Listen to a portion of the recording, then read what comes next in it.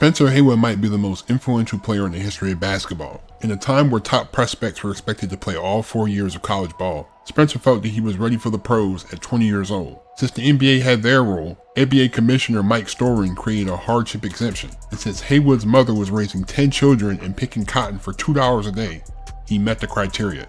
Haywood played for the Denver Rockets, having one of the greatest seasons of all time, winning Rookie of the Year and MVP in the same season. After this amazing season, he signed with the Supersonics, which was against league rules since he was technically supposed to be a junior in college, but the owner stepped in and would help him file a lawsuit against the league, which he would win, pretty much paving the way for all players to be able to declare early for the NBA. Spencer's prime was nothing short of legendary, but a cocaine addiction would start his rapid decline. Even after his retirement, it took over 30 years before he was inducted into the Hall of Fame. Most people can guess why it took so long, but it's only right that we pay homage to the ultimate trailblazer. Welcome to Peasy Hoops, and let's get down to it.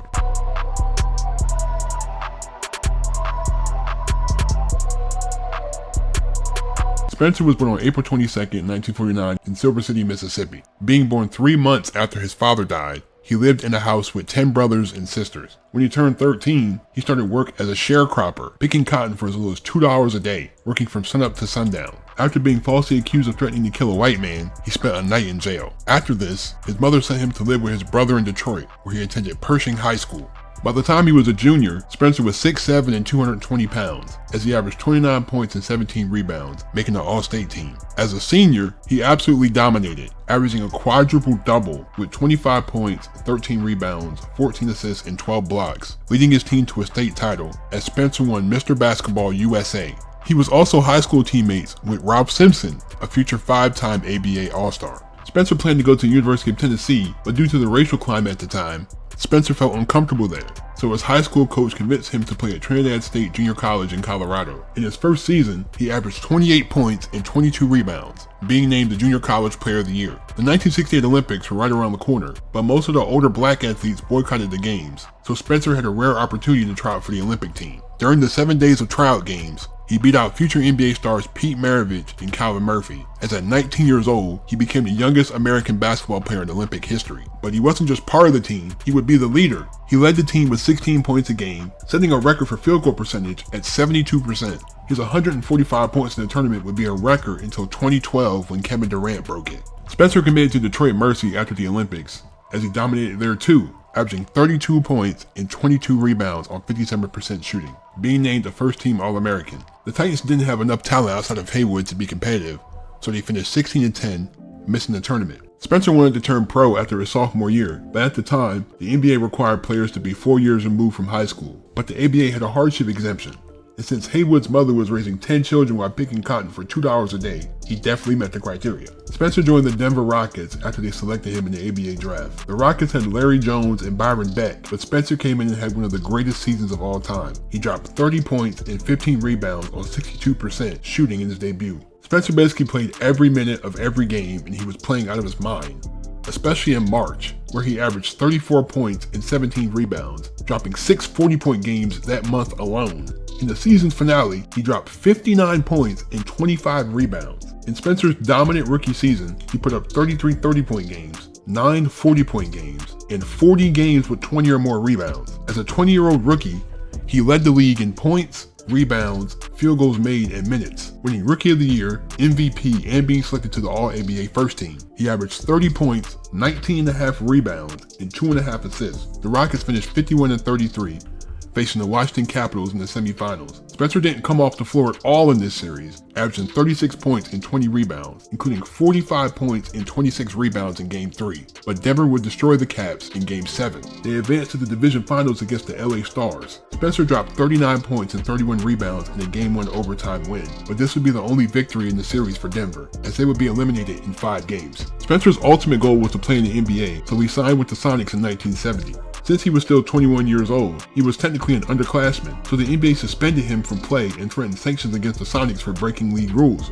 But owner Sam Shulman joined Haywood in launching an antitrust suit against the league to lower the age requirement. The case went all the way to the Supreme Court, as the courts ruled 7-2 in Spencer's favor, as players were now allowed to join the league as young as 19 years old. When he joined the team, the Sonics were 23-26, and being led by player coach Lenny Wilkins, Dick Snyder, and Don Kojas. It took Spencer a few games to shake the rust off, but then he picked things up, averaging 24 points and 15 rebounds in the second half of January.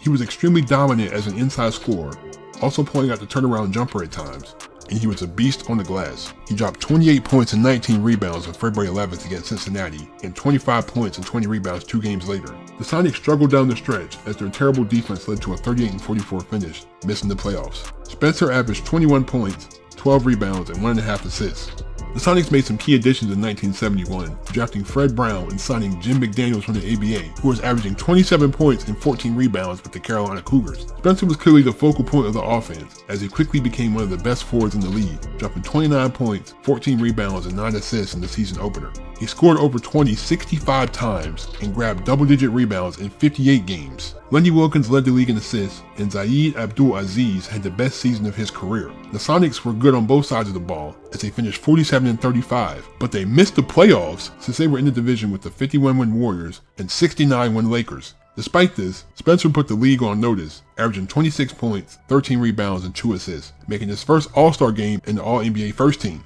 Lenny Wilkins resigned as the head coach in 1972, and he would join the Cavs. The Sonics also signed John Brisker, a 2-time All-Star from the ABA, with the hopes that he would form a duo with Haywood. The Spencer was basically carrying the Sonics at this point, so he would have the best season of his career. He put up 66 double-doubles, including an NBA career high of 51 points and 18 rebounds on January 3rd against Kansas City. Although he was tasked with doing most of the scoring, he proved that he can get his teammates involved, recording 10 games with 5 or more assists. Since their offense was running through one person, the Sonics had one of the worst in the league, as no one on the team other than Spencer averaged more than 14 points. The Sonics went through 2 coaches, finishing 26 and 56. Despite the lack of success, Spencer had another All-Star and All-NBA season, averaging 29 points, 13 rebounds, and 2.5 assists.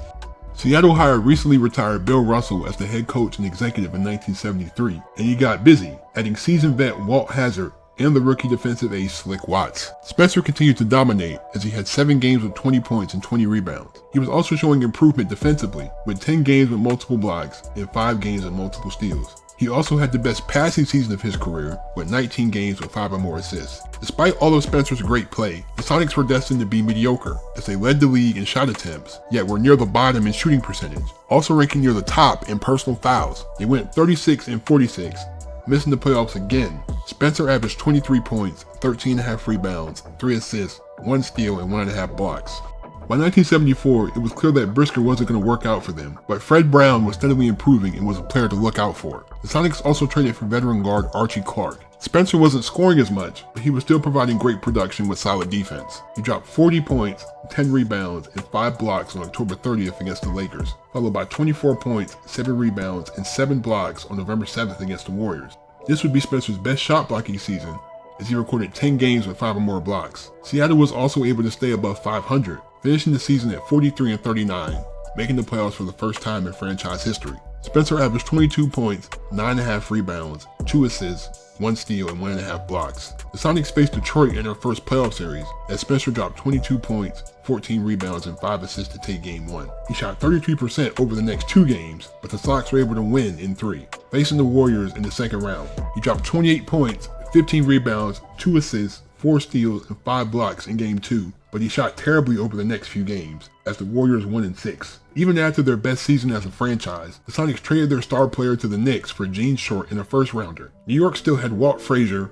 Earl Monroe, and Bill Bridges, so they were expected to be competitive, especially since they won a championship just 3 years ago. Since there were other capable scorers on the team, Spencer didn't have to take so many shots. He still dropped 35 20-point games and 8 30-point games, with his season high being 35 points and 18 rebounds with 3 blocks on March 16th against Houston. The Knicks as a whole were pretty underwhelming this year, as their offense was stagnant, finishing 38 and 44 and missing the playoffs for the first time in 10 years. Spencer averaged 20 points, 11 rebounds, an assist, and a block. The Knicks added Bob McAdoo to help with their offense, but Spencer would be injured for most of the season. He dropped 25 points and 17 rebounds on November 26th against Philly, and 35 points and 19 rebounds on December 18th against Cleveland. But for the most part, this was another mediocre season in New York, as it was their defense now that was their weakness, giving up the same amount of points as they scored, as they finished 40 and 42, missing the playoffs again. Spencer averaged 16.5 points, 9 rebounds, and 1.5 assists. Willis Reed was hired as the head coach in 1977 as Walt Frazier was finally traded after 9 years, with the Knicks rolling out a new backcourt of Jim Clemens and Ray Williams. But Spencer had fallen off from his former greatness as he was getting less minutes than second-year forward Lonnie Shelton. He could still score, but he just wasn't as dominant in the paint as he used to be. Out of the 67 games he played, he only grabbed double-digit rebounds in 9 of them, but he did score a season high of 37 points on 63% shooting on February 9th against Indiana. McAdoo was doing most of the carrying, as it seemed as if the plans of an elite frontcourt featuring him and Haywood wouldn't come into fruition. New York had the worst defense in the league, but their offense was strong enough to carry them to a 43-39 record, making it back to the playoffs. Spencer averaged 14 points, 6.5 rebounds, 2 assists, and a block. The Knicks faced Cleveland in the first round, as Spencer dropped 27 points and 6 assists in Game 2 to complete the sweep. They faced the Sixers next, as he had 20 points and 12 rebounds in Game 3, but the Knicks weren't deep enough to compete, as they were easily swept. 1978 would be a little bit of a comeback season for Spencer, as he dropped 46 points and 10 rebounds on October 26th, and 35 points and 13 rebounds on November 25th. The Knicks were struggling though, as they fired Willis Reed after a 6-8 start, rehiring Red Holzman. By the new year, New York was 14-20 and decided to make some moves, as Spencer was traded to the New Orleans Jazz for Joe Merriweather. The Jazz had a great roster on paper, with names like Pete Maravich, Gail Goodrich, and Truck Robinson, but Truck would soon be traded, and Pete was struggling with injuries. Since New Orleans wasn't trying to compete, Spencer could take all the shots again, as he had 22 20-point games and 5 30-point games over the rest of the season, with his best game being on February 2nd against Chicago, when he dropped 28 points, 18 rebounds, 2 steals, and 5 blocks. To put it plainly, the Jazz sucked, ranking near the bottom in both offense and defense, as they finished with a 26-56 record. Between the two teams, Spencer's comeback season saw him average 21 points, 8 rebounds, 2 assists, and a block. Spencer was traded yet again, this time to the Lakers for Adrian Dantley. A few years ago, this would have been an unfair addition to a stacked Lakers team, but now Spencer was just a role player, as his newfound cocaine addiction might have been the reason for his steady decline. He would have just 2 20-point games and only 2 games with double-digit rebounds, as his best game of the season was on January 16th against Golden State with 25 points, 11 rebounds, and 2 blocks. The Lakers starting lineup was elite, so they finished 60-22. Spencer averaged single digits for the first time in his career with 9.5 points, 4.5 rebounds, and 1.5 assists. He was in and out of the lineup in the playoffs, even getting sent home during the finals for falling asleep during practice due to his drug addiction. The Lakers won the finals in 1980 though, giving Spencer his first ring. Spencer was essentially kicked off of the team in the offseason due to his substance abuse issues, so he decided to play in Italy, as he became one of the first American stars to play overseas. He would play for Venezia, averaging 25 points and 20 rebounds, getting his love for the game back. Spencer would eventually get back to the league, signing with the Bullets in 1981. As their front court duo of Unseld and Hayes were no longer, but they had just drafted Jeff Ruland, a great center out of Iona College. Spencer had some solid performances, dropping 8 double-doubles in 19 20-point games. Greg Ballard was the leading scorer, but the offense wasn't the best, but their defense was elite, and that helped the Bullets to a 43-39 record. Spencer averaged 13 points, 5.5 rebounds, and a block, as the Bullets faced New Jersey in the first round. Spencer put up solid production in the 2-game sweep, as the Celtics were next. Spencer was balling, averaging 22 points, 5 rebounds, and 2 blocks, but Boston was too good and they won in 5 games. 1982 would be another injury-riddled season for Spencer, as he only played in 38 games. He was playing well in the games he was healthy though, as he dropped 21 points, 14 rebounds, and 2 blocks on November 2nd against Atlanta, and 20 points, 12 rebounds, and 2 blocks on January 12th against Detroit.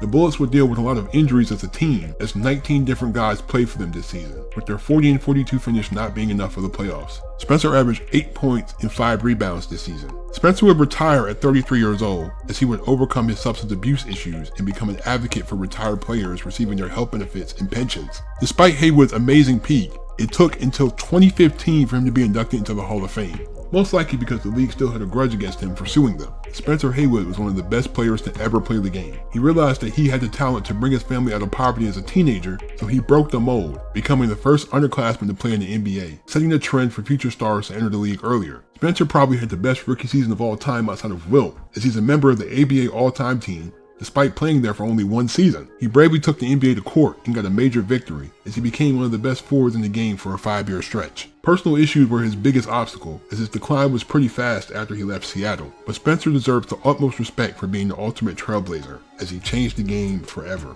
Thank you guys for watching. I really appreciate all you guys for the support. Like I always wanted to do a video on Spencer Haywood, because you gotta think about it. You're the first guy ever to take the NBA to court, knowing that if you lose, you're never playing in the league again. Like, that's just the balls and bravery to do that. You know what I mean?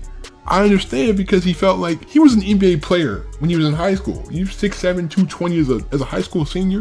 You're an NBA player. Like, if you're on the Olympic team coming from junior college, if you're averaging 30 points and 20 rebounds in college, he paved the way, but he doesn't get the respect he deserves, man. Probably because the NBA still kind of, you sued us, you took us to court, so we're kind of like, and also his drug abuse issues probably didn't help his reputation. You got to put some respect on Spencer's name as being a trailblazer and being a trendsetter.